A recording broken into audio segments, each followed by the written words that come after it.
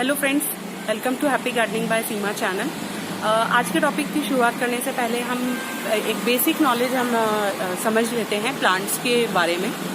कोई भी जगह से आपको कुछ भी इंफॉर्मेशन मिलती है किसी भी प्लांट के बारे में, तो पहले आप उसको अप्लाई करने से पहले आप जिस कंट्री में, जिस रीजन में और जिस वेदर कंडीशन में, पानी की कंडीशन में रहते हैं, उन सबको चेक करके उसके बाद अपने प्लांट्स पे अप्लाई करें, क्योंकि हर एक जगह के एक अलग अलग रिक्वायरमेंट होती है, एक अलग अलग वेदर होता है, वो सारा इम्पैक्ट पड़ता है हमारे प्लांट्स के ऊपर।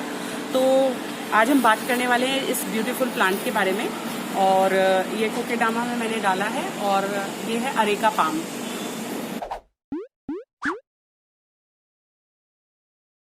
तो चलिए शुरू करते हैं पाम की इस वैरायटी के बारे में। और पाम की ये वैरायटी है अरेका पाम, जो कि मिनिएचर वैरायटी भी आती है और बड़ा तो आपने बहुत इजीली देखा ही होगा हर घर में और हर रेस्टोरेंट में, हर होटल के अंदर, जो कि कॉर्नर में रखकर बहुत ही खूबसूरती इसकी उस कॉर्नर की खूबसूरती को बढ़ा देता है। और बहुत ही इजीली और लो मेंटेनेंस प्लांट्स होने के साथ साथ इसमें एयर प्यूरिफाई होने का भी एक बहुत बड़ा गुण है। तो हम स्टेप बाय स्टेप इसकी हर एक चीज़ के बारे में बात करेंगे, वाटरिंग से लेकर इसकी सनलाइट तक के बारे में हम लोग बात करने वाले हैं आज। तो सबसे पहले हम लेते हैं इसके वाटर कंडीशन के बारे में कि कैसा इसको पानी देना होता है। बहुत ही कम पानी के अंदर सर्वाइव होने वाला प्लांट है ये। तो आपको सिर्फ इसको ओवर वाटरिंग से बचाना है। आपको प्लांट में पानी देते समय इस बात का ध्यान रखना है कि आपका पानी बहुत ज़्यादा प्लांट में ना पहुँचे, नहीं तो जड़ों तक पहुँचने के बाद में वो जड़ें जो हैं आपकी गलना शुरू हो जाएगी और आपका प्लांट मरने लगेगा। और ड्रेनेज जो होल है वो बराबर हो, किसी भी तरीके से रुका हुआ नहीं हो, पानी आराम से निकले। उसके बाद है अंडर वाटरिंग, कि आपकी अगर पत्तियां पीली पड़ने लगी है, बहुत दिन हो गए हैं, मिट्टी एकदम सूख गई है ऊपर टॉप की और आपने पानी नहीं दिया है और पत्तियां ऐसे झुक गई हैं, तो आप समझ लीजिए कि आपके पौधे को पानी की कमी हुई है। तो उसको पानी आप दे दीजिए। कि मैंने बताया कि ये एक इंडोर प्लांट है, लेकिन हर एक इंडोर प्लांट को या कोई भी एक जो प्लांट है जिसे अंदर रखा जाता है, उसको एक ब्राइट लाइट की ज़रूरत होती है। वो लाइट आपकी, कई बार हम लोगों को वो लाइट हमारे जो घर के अंदर जो बल्ब्स लग रहे हैं, जो ट्यूबलाइट्स हैं, उनसे भी मिल जाती है। तो आपको उसको इस तरीके की कंडीशन में रखना है जहाँ से कि ब्राइट लाइट आपके प्लांट को मिलती रहे और आपका प्लांट ईजिली सर्वाइव होता रहे। आप इसको चाहें तो सेमी शेड में भी रख सकते हैं।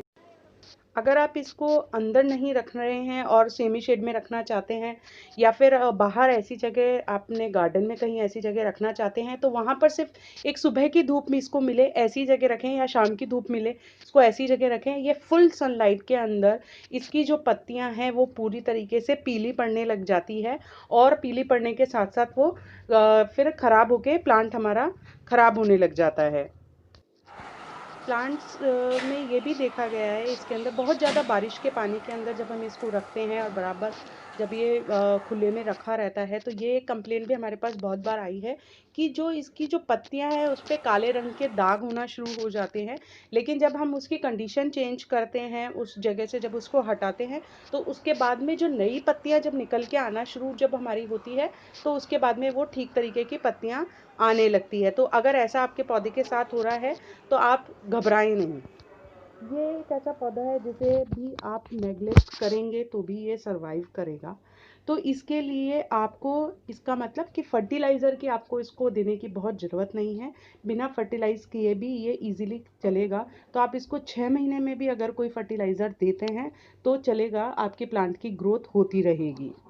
अब बात करते हैं हम, बेसिकली हम लोग जब भी प्लांट को लेकर आते हैं कहीं से भी, या फिर हमारे पास में भी जो प्लांट्स होते हैं उनको हम लोग एक प्लांट से दूसरे प्लांट में जब शिफ्ट करते हैं, तो एक प्लांट को धक्का लगता है। ये एक तरीके का धक्का वैसे ही हुआ जैसा कि आप जब एक जगह से दूसरी जगह जाते हैं और उस माहौल में एडजस्ट नहीं करते हैं, तो हमको उस एडजस्टमेंट को पूरा करने के लिए या तो हमारे प्लांट के सॉइल के अंदर एक बूस्ट करने के लिए एक फर्टिलाइज़र डालना पड़ता है। एक तरीके का फर्टिलाइज़र आता है, या तो हमको वो डालना पड़ता है या फिर उसको वहाँ सेटल होने के बाद में अपने गमले के अंदर ट्रांसफ़र करना चाहिए।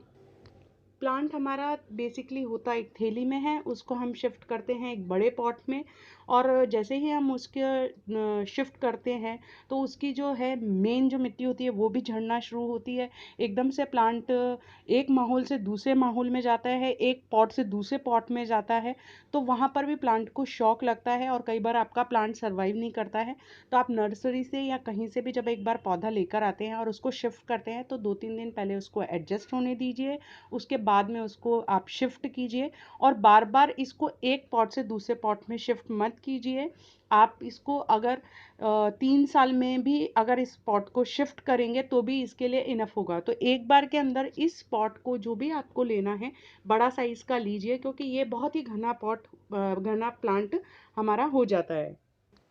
प्लांट में जो एक्सेस जो ग्रोथ हो गई है जो आपके टॉप पे सॉइल पे, उनको आपको हमेशा हटाते रहना चाहिए। जो एक्स्ट्रा जो आपकी जो पीली पड़ जाती हैं पत्तियां, उनको आपको उनमें से निकाल के अलग कर देना चाहिए।